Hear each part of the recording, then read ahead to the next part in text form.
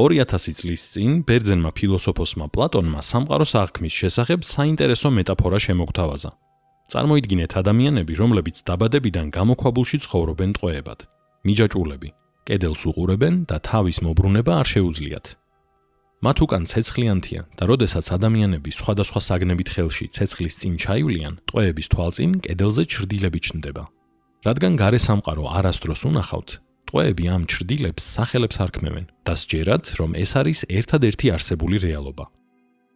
უეცრად ერთ-ერთ ტყვეს ათავისუფლებენ.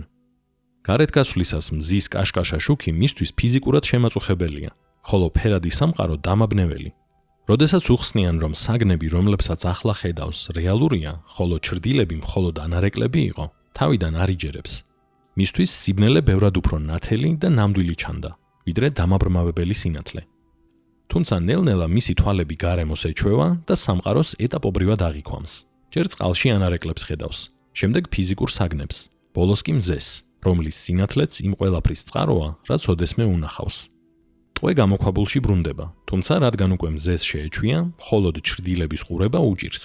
მას სურს, რომ სხვა ტყვეებიც გაათავისუფლოს და მათ რეალური სამყარო აჩვენოს. თუმცა ისინი მას დასცინიან და ფიქრობენ, რომ მოგზაურობამ დააბრმავა და რეალობას ჩამოაშორა. ამიტომ სასტიკად ეწინააღმდეგებიან გათავისუფლების მცდელობას.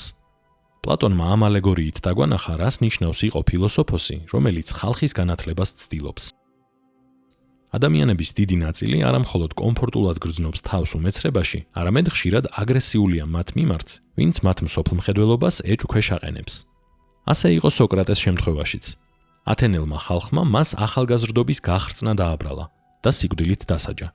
სწორედ ამიტომ პლატონი სახელმწიფოში დემოკრატიას აკრიტიკებს და გვირჩევს, რომ ქვეყნის მართვა განათლებულ მოქალაქეებს მივანდოთ.